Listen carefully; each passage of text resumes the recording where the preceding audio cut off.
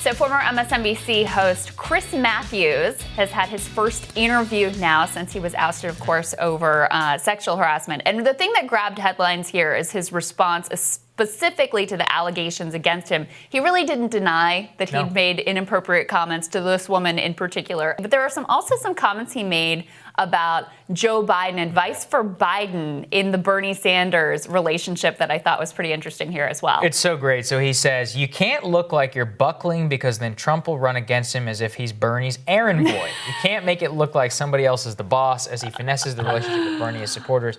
He has to be careful that he's the boss. He has to. Of course, he brings his... Goes on a historical tangent. Harry Truman did this very effectively when he rejected the Henry Wallace supporters in 1948. The progressives, you have to be the leader. If Trump wins, it's going to be an issue of strength. We need to get Michael Brooks in here for a dramatic reading, for we sure. need to get Chris Matthews in here for... That would be great. It's funny that, listen, Chris Matthews had complete contempt for Bernie Sanders during the entire primary. Part of the reason he was ousted. Yeah. Part of the reason he was ousted, he sort of compared Bernie's victory in Nevada to like the Nazi takeover of Europe. Not a great look there, especially with a Jewish candidate, let's not forget.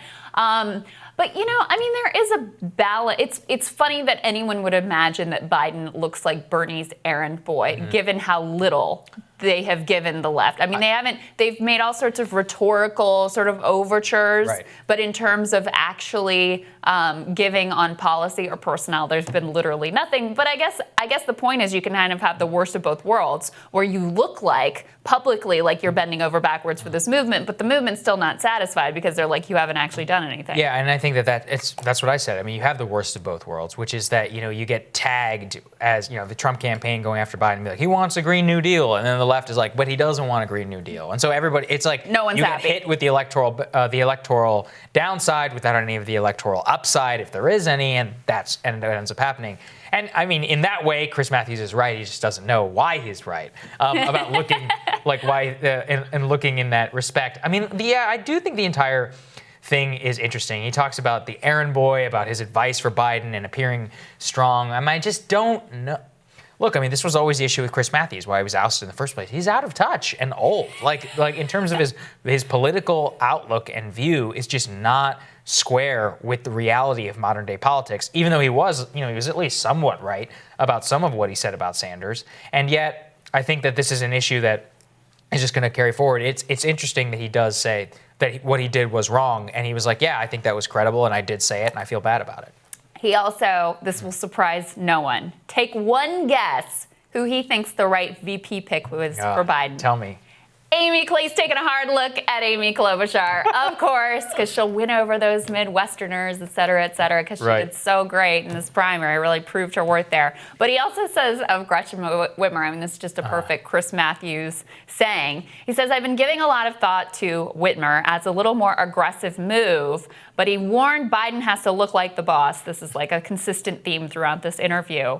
And he said, I don't know what this means. If it's a horse and rabbit stew, Biden has to look like the horse, not the rabbit. Right.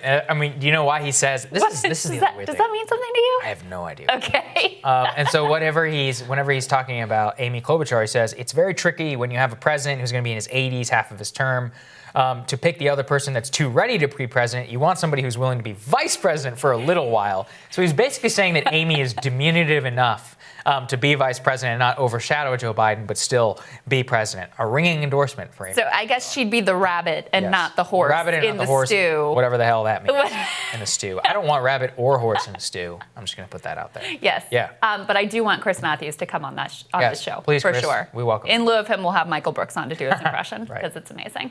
All right, tomorrow on The Rising, friend of the show, Zed Jelani. He's got his perspective on the day's news. We always appreciate that. And a new film highlights the corporate ties and structural flaws that harm the environmental movement. Michael Moore and the documentary's filmmakers are going to tell us more about Planet of the Humans. As always, don't forget to subscribe and, of course, like and share our video as well. We hope you guys have a great day. We'll see you back here later. See you guys.